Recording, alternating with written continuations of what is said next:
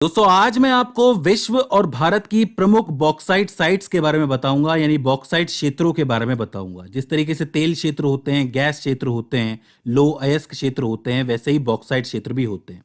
अगर हम बॉक्साइट को आसान भाषा में समझें तो ये एक तरीके की मिट्टी या फिर पत्थर का चूरा होता है। याद रखना, ये एक खनिज है और जैसे कि और खनिज पत्थरों के रूप में पाए जाते हैं, ये पत्थरों के रूप में पाया जाता है। ये बेसिकली मिट्टी के रूप में पाया जाता है और इसी से एल्यूमिनियम निकाला जाता है। जैसे कि हम लोहा निकालते हैं लोएस्क से, वैसे ही इससे एल्यूमिनियम निकाला जाता है। अब एल्यूमिनियम जो है वो कई चीज़ों में काम आता है। जैसे खाने पीने के बर्तन होते हैं, प्रेशर कुकर हो गया, कढ़ाई हो गई, चम्मच हो गया। और जो पैकेजिंग होती है, जैसे कोल्ड ड्रिंक के डब्बे आपने देखे होंगे या फिर फॉइल पेपर देखा होगा जिसमें खाना लपेटते हैं। गाड़ियों और हवाई जहाज़ के पुर्जे होते हैं, उनको भी बनाया जाता है एल्यूमिनियम से, क्योंकि एल्यूमिनियम हल्का होता है।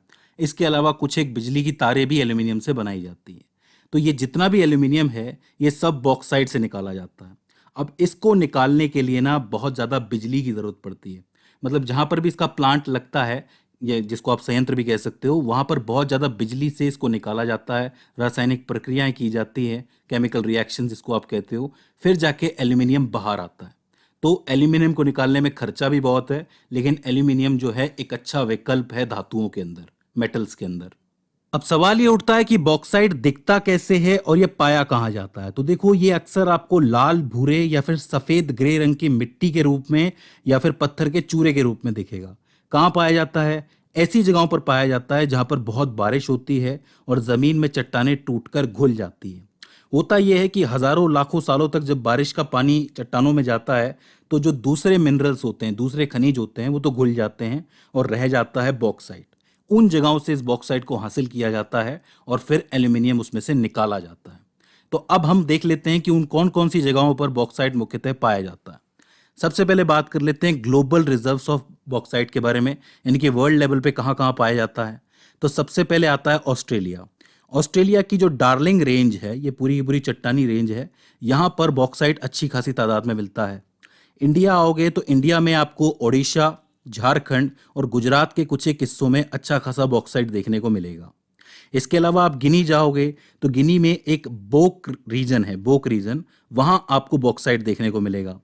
इसके बाद अगर आप दक्षिण अमेरिका में, साउथ अमेरिका में ब्राजील की तरफ जाओगे तो यहाँ पे मिनास नाम की जगह है, मिनास गैरेस जिसको कहते हैं, वहां पर भी आपको बॉक्साइट रिजर्व देखने को मिल जाएंगे। और आखिर में जब आप चाइना जाओगे तो चाइना का एक प्रांत है शांगसी, वहां पर आपको मिलेगा, और एक है गुआंगसी, यहाँ पर भी आपको बॉक्साइट के रिजर्व देखने को मिल जाएंगे। तो इसका मतलब इन जगहों से बॉक्साइट निकलता है, इसी वजह से यहाँ पर आपको प्लांट्स भी देखने को मिलेंगे एल्यूमिनियम के। एल्यूमिनियम निकलेगा तो वो यूज़ होगा मैन्युफैक्चरिंग के अंदर, तो उस जगह की मैन्युफैक्चरिंग भी अच्छी हो जाती है। ठीक है, एल्यूमिनियम के रूप में आप देख सकते हो। तो ये है ग्लोबल। बात करें इंडिया की, तो इंडिया में सबसे पहले आप जाओगे ओडिशा। ओडिशा के अंदर कालाहांडी का नाम आपने सुना होगा, यहाँ पर आपको बॉक्साइट रिजर्व देखने को मिलेंगे। संबलपुर में देखने को मिलेंगे, बोलानगिर में देखने को मिलेंगे और कोरापुत में देखने को मिलेंगे। तो उड़ीसा काफ़ी इंपॉर्टेंट है, कई जगहों पे पाया जाता है, कालाहांडी, संबलपुर, बोलानगिर और कोरापुट।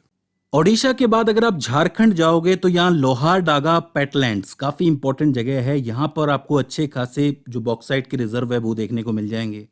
गुजरात जाओगे तो भावनगर और जामनगर दोनों ही जगह इंपॉर्टेंट हो जाती है, क्योंकि यहाँ पर बहुत सा बॉक्साइट मिलता है।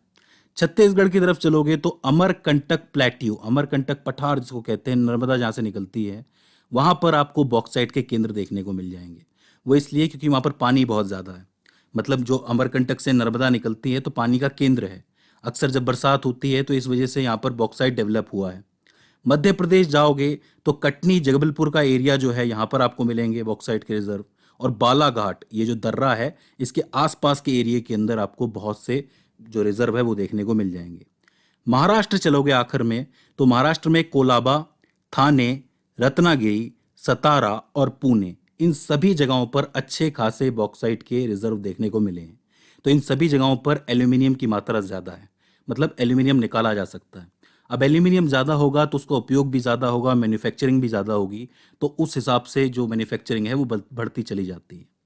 तो दोस्तों, ये हो जाते हैं बॉक्साइट के अच्छे खासे रिजर्व इंडिया के अंदर और साथ ही वर्ल्ड के अंदर। आई होप आपको समझ में आए होंगे। इनकी पोजीशन याद रखना इसलिए ज़रूरी है क्योंकि अक्सर उद्योगों वाले सेक्टर में आपके सवाल बन जाते हैं एल्यूमिनियम से रिलेटेड, तो ये चीज़ आपको याद रखनी ज़रूरी है। तो दोस्तों मुझे उम्मीद है कि इस वीडियो से आपने कुछ ना कुछ नया जरूर सीखा होगा और ये वीडियो आपके लिए हेल्पफुल साबित रही होगी। अगर इस वीडियो के अंदर आपको कोई क्वेरी आती है, कोई दिक्कत आती है, तो आप हमें कमेंट सेक्शन में बता सकते हैं। तो दोस्तों आज की इस वीडियो के अंदर बस इतना ही।